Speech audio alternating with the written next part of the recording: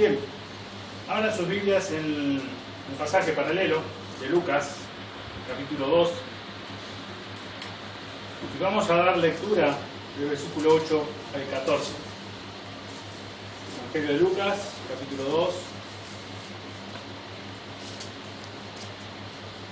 Vamos a leerlo a partir del versículo 1. Lucas 2, del 1 al 14. Dice así la palabra de Dios. Aconteció en aquellos días que se promulgó un edicto de parte de Augusto César que todo el mundo fuese empadronado. Este primer censo se hizo siendo Cirenio gobernador de Siria, e iban todos para ser empadronados, cada uno a su ciudad. Y José subió de Galilea, de la ciudad de Nazaret, a Judea, a la ciudad de David, que se llama Belén, por cuanto era de la casa de la familia de David, para ser empadronado por María su mujer, desposada con él, la cual estaba encinta. Y aconteció que, estando ellos allí, se cumplieron los días de su alumbramiento, y dio a luz a su hijo primogénito, y lo envolvió en pañales, y lo acostó en un pesebre, porque no había lugar para ellos en el mesón. Había pastores en la misma región que velaban y guardaban las vigilias de la noche sobre su rebaño. Y aquí se les presentó un ángel del Señor, y la gloria del Señor los rodeó de resplandor y tuvieron gran temor. Pero el ángel les dijo: no temáis, porque aquí os doy nuevas de gran gozo, que será para todo el pueblo.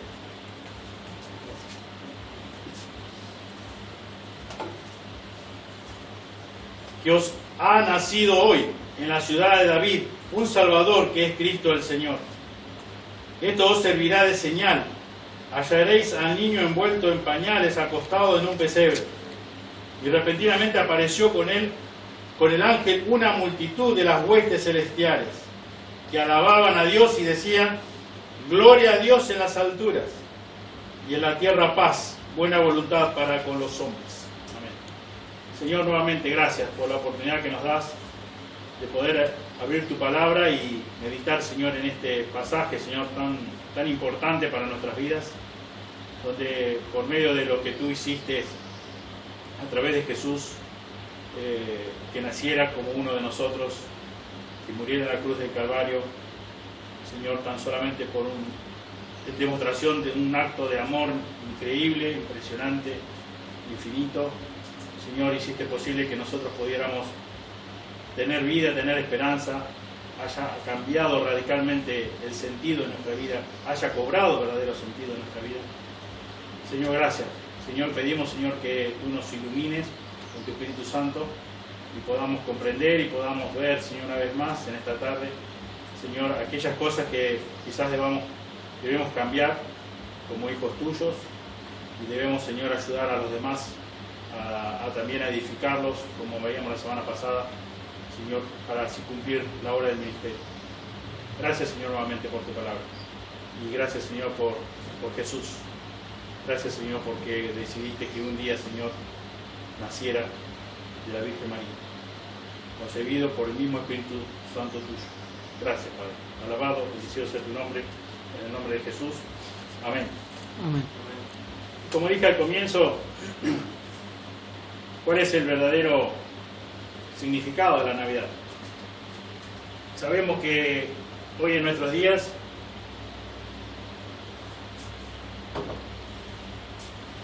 se habla mucho acerca de la Navidad, pero se ha perdido radicalmente el verdadero significado de la Navidad.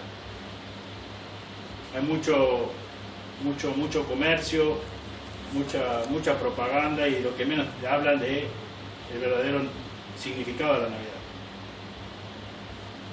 Y pensaba el hecho de que muchas veces nosotros como creyentes perdemos un poco el foco, si bien sabemos, o quizás estamos tan familiarizados con la palabra de Dios, que perdemos también la capacidad de asombro. Si pensamos en la cita que conocemos muy bien de Filipenses, donde el apóstol Pablo nos relata la humillación de Jesús Es un pasaje increíble, como toda la palabra de Dios, pero donde nos habla claramente de la humillación de Jesús por amor a nosotros. Y dice Filipenses 2:5: haya pues en vosotros este sentir que hubo también en Cristo Jesús, el cual, siendo en forma de Dios, no estimó el ser igual a Dios como cosa a que aferrarse, sino que se despojó a sí mismo, tomando forma de siervo, y hecho semejante a los hombres, y estando en la condición de hombre, se humilló a sí mismo, haciéndose obediente hasta la muerte, y muerte de cruz. Y pensaba el hecho de que muchas veces nosotros leemos el pasaje y decimos, sí, ya lo sé, ya lo tengo casi prácticamente de memoria. Y no hemos perdido esa capacidad de asombro, esa capacidad de que realmente sea el centro de nuestra existencia, sea el centro de nuestras conversaciones. En un momento vamos a pensar puntualmente cuando nos reunimos para la Navidad. ¿Y cuál es el centro? El centro, o ha sido el centro de las Navidades que hemos tenido a lo largo de estos años. Ha sido el nacimiento de Jesús, ha sido la proclamación del Evangelio, de las buenas nuevas, de las buenas, como dice acá el pasaje que acabamos de leer de Lucas, las nuevas de gran gozo han sido. O han sido quizás la prioridad, qué vamos a comer, qué tipo de comida vamos a ingerir, qué ropa me voy a poner, cuáles van a ser los preparativos de la mesa, etcétera, etcétera. Y aún siendo creyentes, por eso digo, que cuanto más el mundo inconverso, impío, que no conoce a Dios y que no sabe nada del verdadero significado de la Navidad. Para que meditemos en nuestros corazones, para que nos autoexaminemos. Y aún sin llegar a que sea la Navidad, yo creo que debemos meditar justamente cuando nos reunimos como iglesia, pero no solamente acá, en el lugar de cualquiera de nosotros, o en un lugar X. La comida no debe ser el centro, en un grupo de creyentes no debe ser el foco principal de la comida. Debemos, no digo que no, por lo tanto no comamos, o si comemos así, cualquier porquería, no importa, no, pero el foco central, primordial, no debe ser eso. Leíamos al comienzo, como apertura del culto, lo que nos dice el evangelista Mateo, en versículo 1 del capítulo 21 que dimos lectura. Y dará a luz un hijo y llamará su nombre Jesús, porque él salvará a su pueblo de sus pecados. Jesús vino a este mundo a salvar a su pueblo de sus pecados. No vino para proveer, para que tengamos mucha comida el 25 de diciembre. No vino tampoco para que tengamos una salud extraordinaria, para que tengamos una buena situación económica. La razón por la cual Cristo vino a este mundo es para salvar al mundo, a su pueblo, de sus pecados. Y eso no debe ser solamente, pensaba también el hecho de que muchas veces este tipo de himnos cantamos solamente para esta fecha. Podemos cantarla todo el año. O cada, no sé, cada domingo por medio, cada 2 meses, o cuando sea. Porque nosotros estamos celebrando algo que Dios hizo. Él lo hizo un día, nosotros lo pudimos experimentar su gracia, su misericordia. Pero el hecho en sí, o sea, Dios, debemos alabar a Dios. Y es interesante el pasaje que dimos lectura recién de Lucas 2, donde podemos ver 2 grandes propósitos del nacimiento de Jesús. ¿Para qué nació Jesús? ¿Para qué vino Jesús al mundo? ¿Qué fue lo que Dios llevó a cabo en la encarnación de su unigénito Hijo? En primer lugar, vamos a ver que Cristo nació para la gloria de Dios. Para la gloria de Dios. Y también como segundo propósito, Cristo nació para traernos paz. Para traernos paz. Es lo que nos dice el versículo 14 que dimos lectura. Dice que se le apareció un ángel primero a los pastores y le dijo que no temáis, versículo 10. Pero el ángel les dijo, no temáis, porque aquí doy nuevas de gran gozo, y será para todo el pueblo. Y luego, en versículo 13 dice, repentinamente apareció con el ángel una multitud de huestes celestiales que alababan a Dios y decían, gloria a Dios en las alturas y en la tierra paz. Gloria a Dios. Cristo nació para la gloria de Dios y luego para traernos paz, para podernos reconciliar con Dios.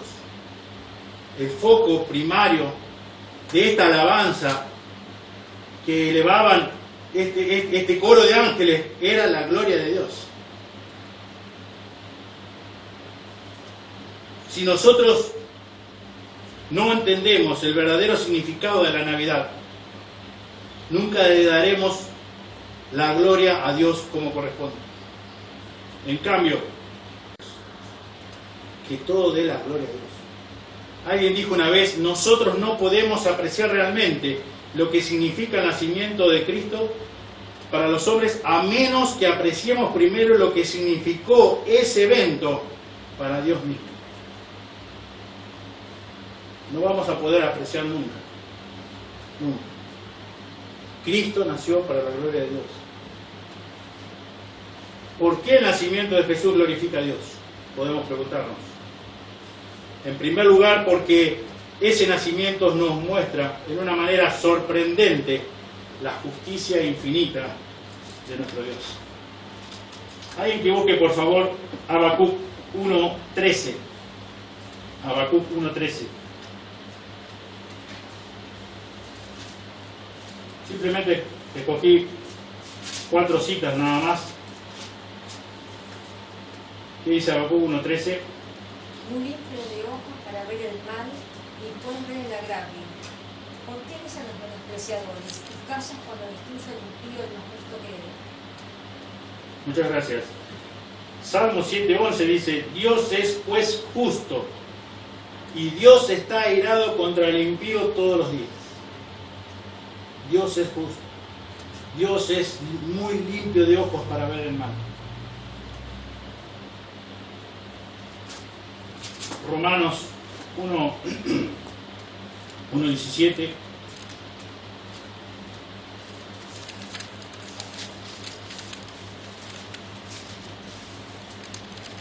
Dice, porque en el Evangelio la justicia de Dios se revela por fe y para fe, como está escrito, mas el justo por la fe vivirá. 3:22 de Romanos dice, la justicia de Dios por medio de la fe en Jesucristo para todos los que creen en Él, porque no hay diferencia. Capítulo 10 de Romanos.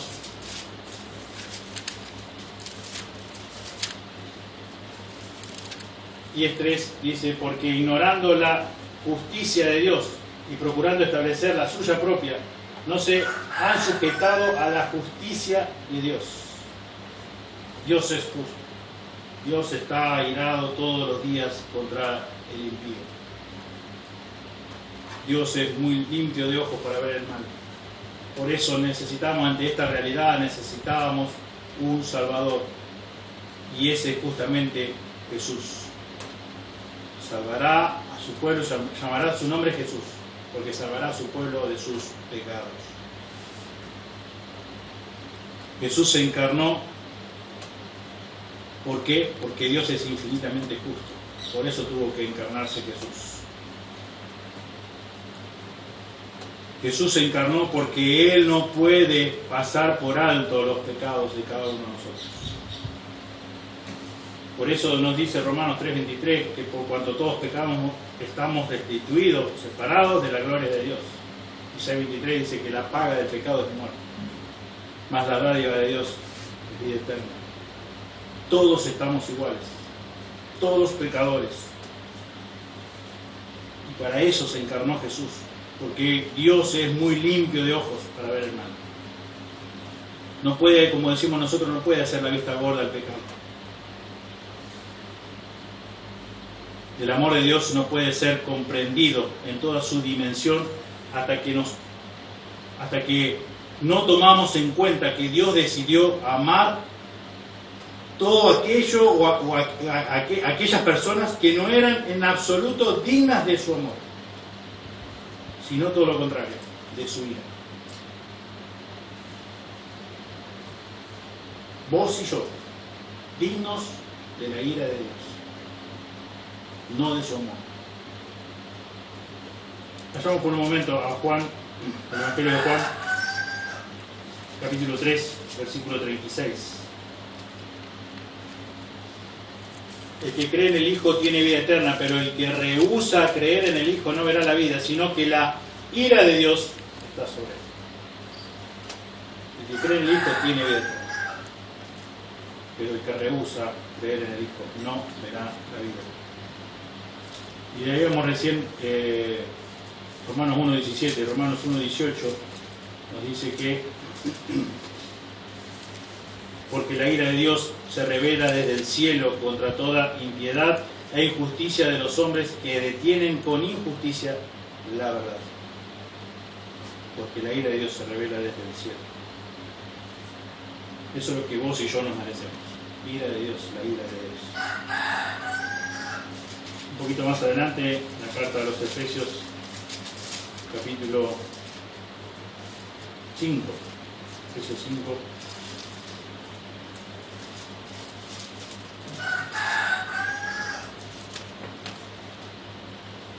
Versículo 6 dice: nadie os engañe con palabras vanas, porque por estas cosas viene la ira de Dios sobre los hijos de desobediencia.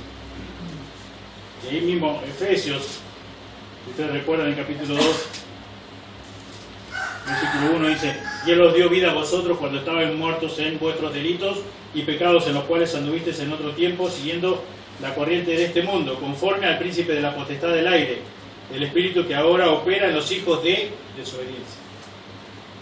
Todos hijos de desobediencia, todos merecedores de la ira justa de Dios.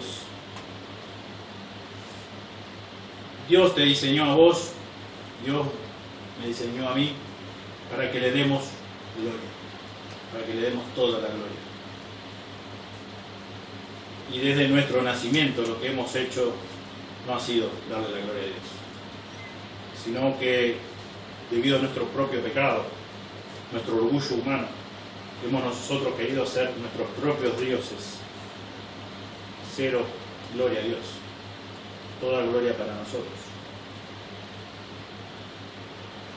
Claramente nuestro yo totalmente entronado, queremos nosotros ser grandes personas, contar con muchos méritos, ser famosos, tener muchos logros, cumplir nuestros propios deseos. Hasta decimos que esta es mi vida, que yo puedo hacer con mi vida lo que yo quiero, que yo no tengo que estar dando cuentas a nadie, porque es mi vida, porque yo hago lo que quiero, como quiero, con quien quiero, porque es mi vida. Vivimos para nuestra fama y no vivimos para su gloria. Queremos todo el tiempo demostrar a los demás qué grandes personas somos, qué increíbles somos, todos movidos por nuestro propio orgullo, nuestra arrogancia. Vivimos para nuestra propia honra, pero no para la honra de Dios. Y esto para Dios tiene un significado, es una gran traición. Dice la Escritura que somos transgresores, somos pecadores culpables, que merecemos un castigo eterno, al cual ni vos ni yo podemos pagar nunca jamás. Y eso es lo que somos por naturaleza, hijos de desobediencia. David decía en Salmo 51:5: en maldad he sido formado, en pecado me concibió mi madre. desde nuestro nacimiento somos aborrecedores de Dios. Nunca le hemos dado la gloria a Dios. Todo lo contrario, nosotros queremos ser el centro. Viles pecadores. Pero para esto vino Cristo, para esto se encarnó Jesús. Para esto vino Jesús al mundo. Y dice Lucas, capítulo 19, versículo 10.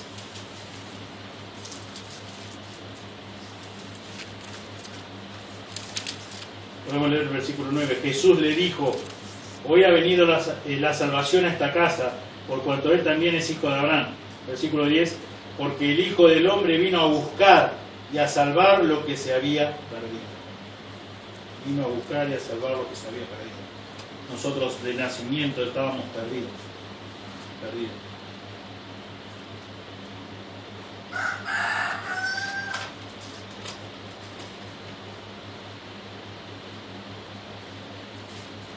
Fíjese en Romanos 5:12.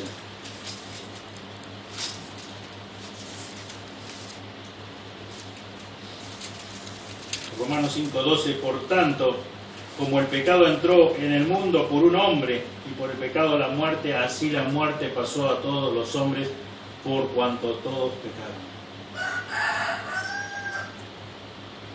Como el pecado entró en el mundo por un hombre, y por el pecado la muerte, así la muerte pasó a todos nosotros. Nacimiento, pecadores. Fue imputado el pecado de Adán en todos nosotros. Fue puesto en nuestra cuenta.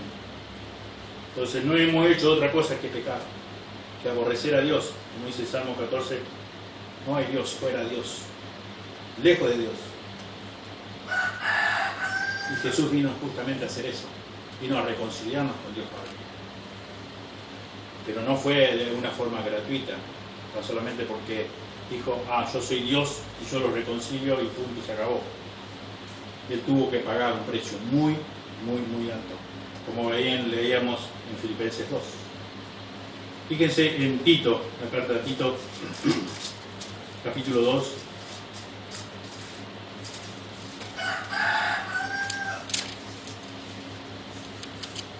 Tito 2:11.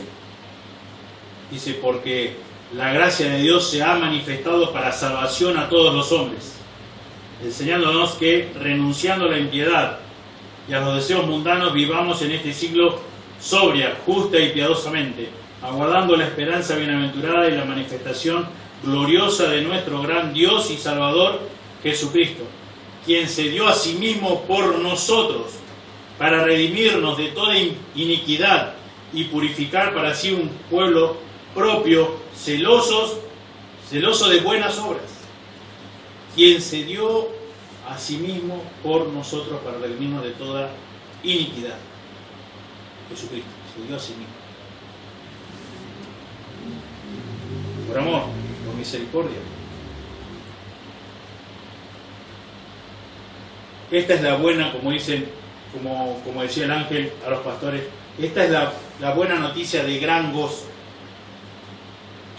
Existe una solución para nuestro gravísimo problema, para nuestra culpabilidad de pecado, para nuestra muerte espiritual. Un Salvador, Jesucristo, quien se dio a sí mismo por nosotros. Estábamos perdidos, estábamos muertos, y Él nos ha dado vida juntamente con Cristo. Estábamos condenados, producto de nuestros pecados. Y Jesús nació en Belén para morir en el Gólgota.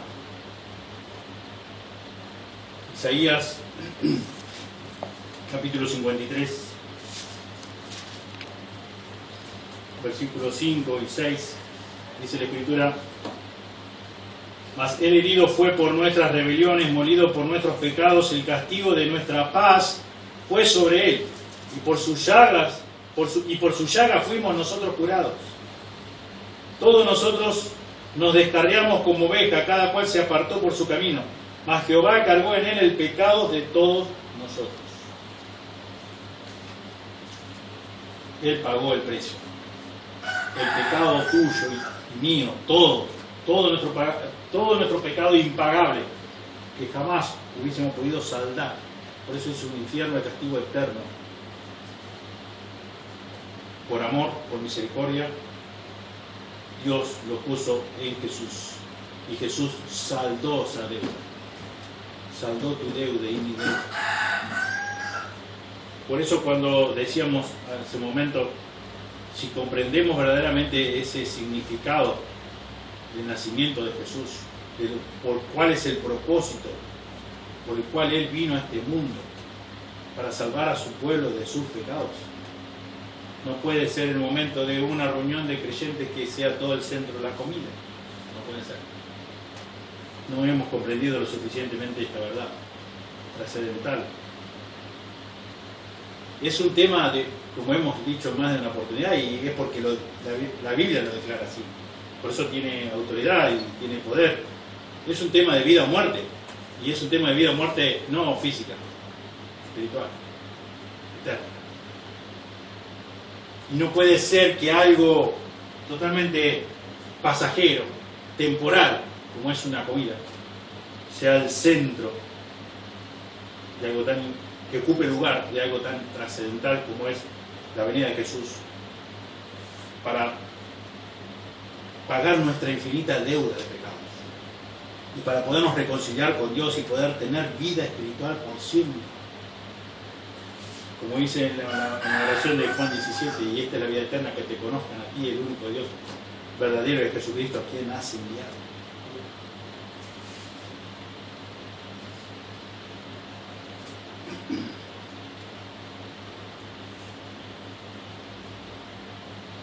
El amor de Dios no puede ser comprendido en toda su dimensión, hasta que no tomemos en cuenta que Dios ha decidido amar lo que es indigno, o no es digno de su amor, sino de su castigo.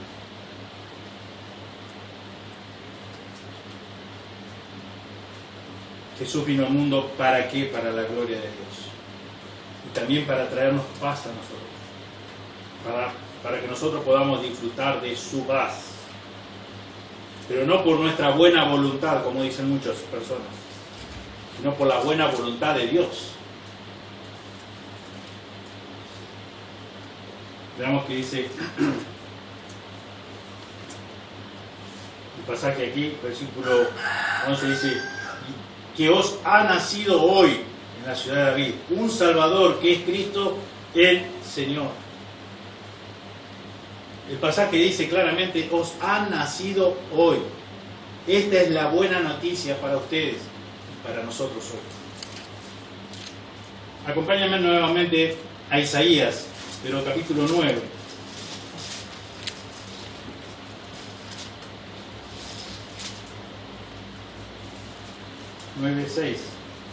Porque un niño nos es nacido, hijo nos es dado, y el principado sobre su hombro, y se llamará su nombre admirable, consejero, Dios fuerte, Padre eterno, príncipe de paz. Porque un niño nos es nacido, hijo nos es dado. Y acá lo que dice este ángel a los pastores, dice que os ha nacido hoy.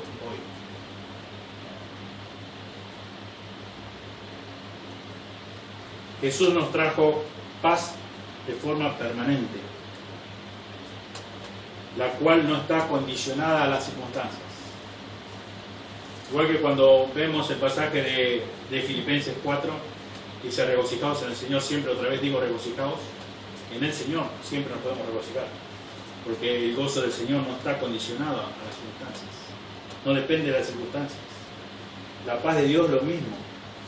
Podemos tener paz con Dios por medio de nuestro Señor Jesucristo.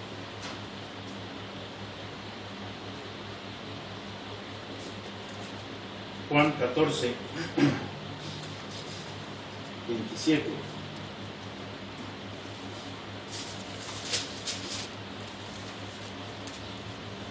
La paz os dejo, mi paz os doy. No os la doy como el mundo la da. no se turbe vuestro corazón ni tenga miedo. La paz os dejo, mi paz os doy. Obviamente que no es como la paz del mundo. Y es una paz de Dios. Y podemos estar en paz con Dios. ¿Por medio de quién? De nuestro Señor Jesucristo. Gracia y pura y exclusivamente por los méritos de Jesús en la cruz. Por su vida perfecta sobre la tierra, sin pecado, semejante a nosotros, pero sin pecado. ¿Qué tipo de paz tenés? Si verdaderamente has conocido la verdad, si verdaderamente has conocido a Dios, si verdaderamente has podido reconciliar con Dios, disfrutás de esta paz, la cual no está condicionada a las circunstancias. Una paz permanente, una paz que sobrepasa todo entendimiento. Por eso nos dice el apóstol Pablo en Romanos 5:1, justificados pues por la fe tenemos paz para con Dios. ¿Por medio de quién? De nuestro Señor Jesucristo. Hemos sido justificados, hemos sido declarados justos. Porque había algo bueno en nosotros, no. Pudredumbre de pecado, mal olor de pecado. Dice Isaías que aún nuestras mejores justicias son consideradas para Dios como trapos de inmundicia. Hemos sido justificados, declarados justos por la gracia de Dios. Y ahora podemos tener paz con Dios por medio de nuestro Señor Jesucristo. Y pasos dejo, y pasos doy. Y por la razón de que dice la Escritura que os ha nacido hoy, vos y yo podemos contar con todas las promesas de nuestro Señor Jesucristo. Porque nació para nosotros, no solamente para ellos. No se puede disfrutar de la paz verdadera, la paz permanente, la paz con Dios, la paz de Dios, si estamos separados del Dios de paz. Es imposible, no se puede. Muchas personas escuchamos que nos dicen, cómo disfrutaría de un día de paz, un solo día de paz, pero no lo van a obtener hasta tanto no sean declarados justos, no sean reconciliados con Dios por medio de nuestro Señor Jesucristo. Por eso Jesús dijo, como leíamos recién el pasaje, mi paz os doy, mi paz os dejo, y no la doy como el mundo la da. El mundo piensa que tener paz es poder tener muchas cosas económicas, ser muy famoso, tener mucho dinero, una buena posición, tener una buena reputación, y eso le va a dar paz. No le va a dar paz nunca jamás. Nunca jamás. Mientras el hombre o la mujer sigan viviendo para su propia gloria, es imposible que por algún momento puedan disfrutar o experimentar la paz de Dios. Es imposible. No lo van a lograr, jamás. Ni por un momento, ni por un instante. Porque no es la paz que podemos conseguir con nuestros propios recursos. Es la paz de Dios. Producto de estar en paz con Él. Para eso Cristo vino a este mundo, para glorificar a Dios y para traernos paz. Ahora nosotros como creyentes vivimos, o debemos vivir, para la gloria de Dios. ¿Y qué más? Y podemos disfrutar de su paz. Vayamos nuevamente a Romanos. Romanos capítulo 15. Versículo 13. Y el Dios de esperanza os llene de todo gozo y paz en el creer, para que abundéis en esperanza por el poder del Espíritu Santo. Y el Dios de esperanza os llene de todo gozo y paz en el creer. Cuando la Biblia habla de llenar, habla de controlar, habla de guiar. Como cuando habla el apóstol Pablo en Efesios. Ser guiados, ser controlados por el Espíritu Santo. Ser llenos de todo gozo y paz y creer. Podernos, con la ayuda de Dios, asirnos, aferrarnos de estas promesas por medio de la fe. Sabemos que nosotros como hijos de Dios somos atacados todo el tiempo para que no disfrutemos de esa paz. Por una razón, por otra razón, por varias razones, pero somos atacados. Pero Dios nos dice justamente qué debemos hacer al respecto. ¿Qué dice Filipenses 4, 6 y 7? Por nada estéis afanosos. Por nada. ¿Saben qué significa en el griego por nada? Nada. Por nada estéis afanosos, sino sean conocidas vuestras peticiones delante de Dios en toda oración y ruego con acción de gracias. Versículo 7. Y la paz de Dios, que sobrepasa todo entendimiento, guardará vuestros corazones y vuestros pensamientos en Cristo Jesús. No es la paz del mundo, claramente lo dice el apóstol, la paz de Dios, la paz de Jesús. Y por nada debemos estar afanosos.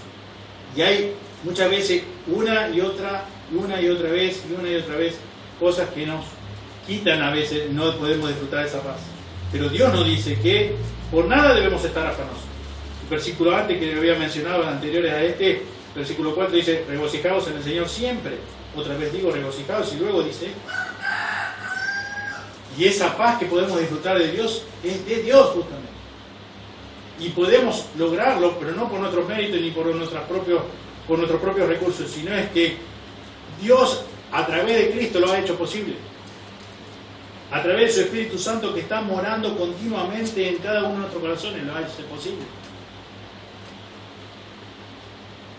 Hay como hemos estado estudiando estos domingos atrás, hay un grado de responsabilidad de nuestra parte que debemos poner en práctica, que debemos tomar con confianza. Por eso decía en un momento, debemos asirnos de ella, podemos aferrarnos a la palabra de Dios. Debemos tomar en serio lo que la palabra de Dios nos dice. Que si dice que por nada debemos estar afanosos, por nada debemos estar afanosos. Por nada debemos preocuparnos. Que debemos regocijarnos en el Señor de vez en cuando, no, dice siempre. El gozo, la paz de Dios no están condicionadas por las circunstancias, por difícil que sea. También nos dice Pedro en su primera carta, Pedro capítulo 5, 1 Pedro, capítulo 5, versículos 6 y 7. Humillaos pues bajo la poderosa mano de Dios, para que Él os exalte cuando fuere tiempo, echando toda vuestra ansiedad sobre Él, porque Él tiene cuidado de vosotros. Nuestro principal y grandísimo problema ha sido solucionado por Dios a través de Jesús, que es nuestro problema de pecado. Él vino a salvar a su pueblo de pecados. Ya está eso solucionado. Ya hemos sido, como leíamos en Romanos 5.1, ya hemos sido declarados justos. ¿De qué debemos atemorizarnos? ¿De qué debemos, por qué razones debemos estar ansiosos? Debemos estar afanados, debemos estar preocupados. Si nuestro real y grave problema delante de Dios ya ha sido solucionado. Y dice ahí el apóstol Pablo, inspirado por el Espíritu Santo de Dios, que no porque no solo el solo hecho de no debemos estar afanados y debemos cruzarnos de brazos, no, dice, debemos recurrir a Él con toda oración, con todo ruego, con toda súplica, y agradeciendo a Dios también por esas circunstancias adversas, por esas cosas que nos preocupan, por ese proceso que va surgiendo dentro nuestro de confiar y no confiar muchas veces, y no dejarnos llevar por nuestro propio corazón, nuestros propios deseos, sino esa tendencia natural que tenemos a angustiarnos, a preocuparnos, a estar ansiosos. Debemos combatirla con la palabra de Dios. Debemos llevarlo a Dios en toda oración, ruego, con acción de gracia. Y tenemos la promesa de Dios y la paz de Dios que sobrepasa todo entendimiento. Los ángeles, volviendo al relato de Lucas 2, los ángeles exaltaban la buena voluntad de Dios hacia los hombres y no la buena voluntad de los hombres hacia Dios. La buena voluntad de Dios hacia los hombres. Dios decidió tomar la iniciativa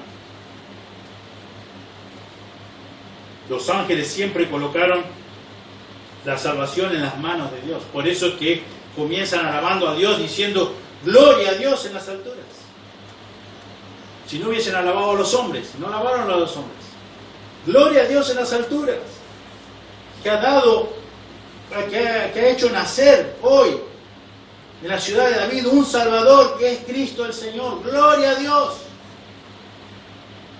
Porque eso ha traído paz a la tierra, paz a los hombres. Existe ahora una manera, una forma de poderse reconciliar el hombre con Dios.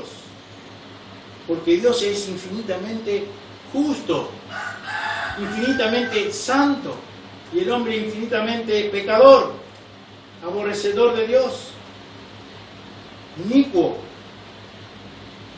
traidor, transgresor. Y ese fue el mensaje que proclamaron los ángeles.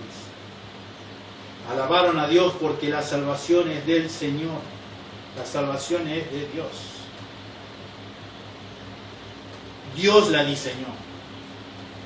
Dios la llevó a cabo. Dios es quien la aplica por el poder de su Santo Espíritu. En los corazones de aquellas personas que Él quiso compadecerse. Que Él quiso tener misericordia. Que Él quiso escoger desde antes de la fundación del mundo. ¿Por qué? Porque eran mejores que otros. No. Por su pura gracia. Porque a Dios se le ocurrió, como dice la Escritura, por el puro afecto de su voluntad, decidió escoger personas pecadoras, viles pecadores, sobre las cuales derramar su gracia, sobre las cuales derramar su compasión, sobre las cuales derramar su misericordia. Si vos sos una hija, un hijo de Dios, sos una de esas personas privilegiadas. Sos una de esas personas escogidas por Dios. Hemos dado lectura en Efesios capítulo 1, versículo 3 y 4. Bendito sea el Dios y Padre de nuestro Señor Jesucristo, que nos bendijo con toda bendición espiritual en los lugares celestiales en Cristo, según nos escogió en Él antes de la fundación del mundo, para que fuésemos santos y sin mancha delante de Él. Nos bendijo con toda bendición espiritual en lugares celestiales en Cristo, según nos escogió en Él antes de la fundación del mundo. Porque de tal manera amó Dios al mundo, que ha dado a su Hijo unigénito, para que todo aquel que en Él cree no se pierda, mas tenga vida eterna. Pedro en Hechos 4:12 nos dice que en ninguno otro hay salvación, porque no hay otro nombre bajo el cielo dado a los hombres en que podamos ser salvos. No hay otro, solamente Jesucristo. ¿Para qué vino Jesús al mundo? ¿Cuál fue el propósito principal de la venida de Jesús al mundo? Salvar a su pueblo de sus pecados, a salvarte a ti y a mí de tus pecados, de mis pecados. ¿Podemos entender esto? ¿Podemos comprender que, como decía, citamos el Salmo 51:5, que podemos entender que en maldad hemos sido formados y en pecado nos concibió mi madre? Somos pecadores desde el nacimiento, desde concepción somos pecadores. Así como entró el pecado por un hombre, por Adán, y así la muerte, ha sido puesto en cada uno de nosotros el pecado de Adán. Todos nacemos pecadores, no es que somos pecadores porque la sociedad es mala, porque la sociedad es pecadora. Nosotros, cada ser humano, a través de Jesús vino a solucionar ese nuestro verdadero problema eterno, porque podemos tener otros problemas, pero Dios priorizó ese problema, nuestros pecados, porque ni vos ni yo estamos facultados, pero ni vos ni yo ni nadie, ningún ser humano sobre la tierra está facultado para poder solucionar su verdadero problema con Dios de pecado. Ninguno. Ni el más multimillonario, ni todos juntos, los millonarios juntos, ni las personas más famosas. Nadie. Ni las personas más nobles, más fuertes, como dice la Escritura en 1 Corintios. Nadie puede conocer a Dios, puede saldar, puede reconciliarse con Dios, puede saldar su deuda de pecado. Nadie, absolutamente nadie. Y solamente por su gracia y misericordia nosotros hemos sido salvados. Hemos sido libertados, hemos sido declarados justos. ¿Cómo no va a ser importante? ¿Cómo no debería ser importante?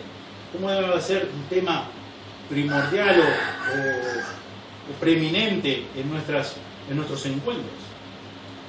¿Cuánto más cuando decimos todos que vamos a festejar la Navidad? No estoy diciendo que no comamos nada, no arreglemos ninguna mesa, no estoy diciendo eso.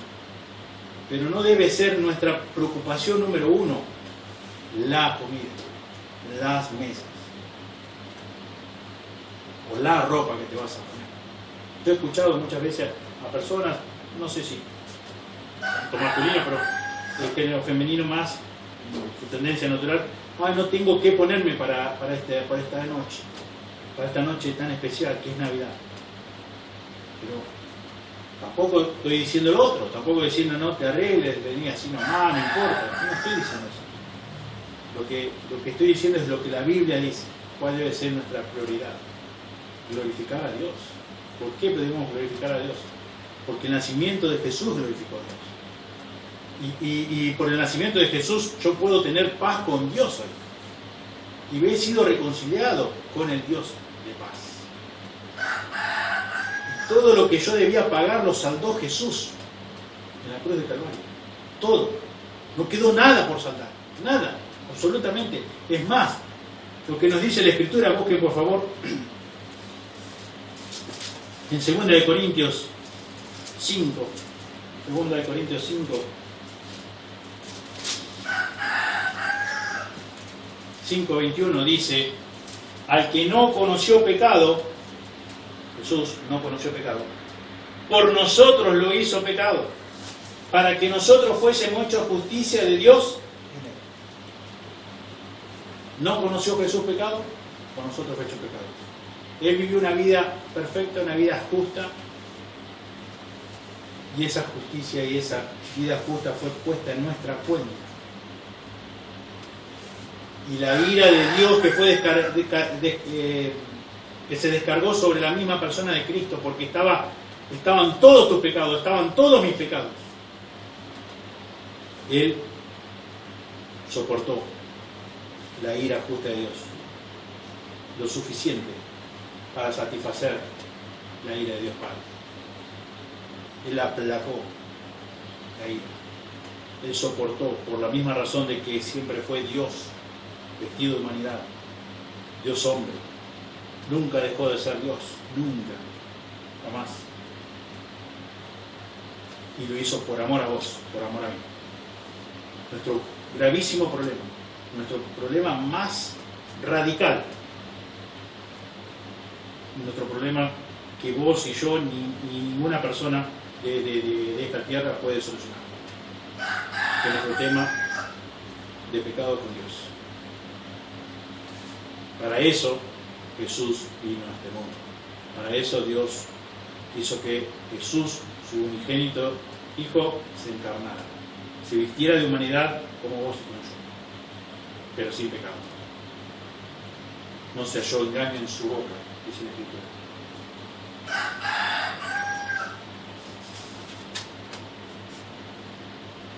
Y para terminar,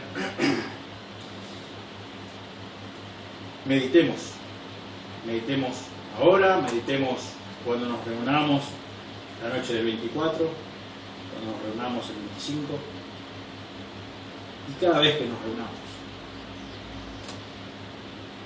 Examinemos nuestros corazones si realmente, como dice el apóstol Pablo en 1 Corintios 10:31, si aún lo más común, como es tomar algo o comer algo, si realmente lo estoy haciendo para la gloria de Dios. Si el foco principal es glorificar a Dios. que Dios se sea exaltado, que Dios sea conocido, que Dios sea reverenciado. Dios bendiga su palabra. Oremos. Amado Señor, te damos muchas gracias por tu palabra. Gracias, Señor, por Jesús. Gracias porque en el seno mismo de la Trinidad, Señor, decidieron voluntariamente, Señor, que Jesús, la segunda persona de la Trinidad, se vistiera de humanidad para reconciliarnos contigo, para soportar tu ira justa, para en un momento declararnos justos a cada uno de nosotros, Señor. Gracias, Señor, porque este evento, Señor, te dio la gloria principal medida, Señor, te dio la gloria a ti, como cantaban los ángeles, estas huestes celestiales. Gloria a Dios en las alturas. Que siempre cada uno de nosotros, tus hijos, demos la gloria a ti, Señor. Busquemos darte la gloria en todas nuestras cosas. Señor, aún, Señor, como decíamos recién, en esta fecha de que todos están pensando en la Navidad, seguramente no todo de una forma correcta, pero Señor, que tengamos nosotros la oportunidad de valorar y meditar y conmemorar, Señor, el verdadero significado de la Navidad. Y no solamente a esta altura del año, sino también, Señor, en distintos meses. Y también, Señor, que cada vez que nos reunamos, el grupo de tus hijos, podamos, Señor, glorificarte con nuestras conversaciones, con la comida, con la bebida, que siempre eso sea nuestra prioridad. Ayúdanos, Señor. Ayúdanos, Señor, a tomar tu palabra en serio, a aferrarnos a ella, Señor, en los momentos donde va a haber circunstancias donde nos van a poner tristes, nos van a poner ansiosos, nos van a preocupar, para poder, Señor, acudir en oración, con acciones de gracia, y, Señor, y que disfrutar, Señor, de esa paz que proviene de ti. Gracias, Señor, porque es una paz única, inigualable, de poder estar a cuenta, en principio, poder estar a cuentas contigo, de tener un Dios todopoderoso en el cual poder recurrir en cualquier momento de la vida, Señor, sabiendo, Señor, de que lo que decidas hacer es lo mejor para nosotros. Y gracias nuevamente, infinitas gracias por mandar a Jesús a que naciera como uno de nosotros, que se hiciera hombre, para luego morir en la cruz del Calvario y así llevar, Señor, el pecado, cargar en él el pecado de todos nosotros, Señor, el cual no conoció pecado, Señor, y que no solamente eso que saldó nuestra deuda, sino que también puso su justicia en nuestra cuenta. Señor, no nos quedan más palabras que de agradecimiento. Gracias, Señor. Y Señor, que no solamente, como decimos siempre, no solamente que queden en palabras, sino que se vea reflejado, Señor, en nuestro diario vivir, con actitudes, con hechos, con acciones concretas, Señor. Pedimos todo en el precioso nombre de Jesús. Te damos gracias. Amén.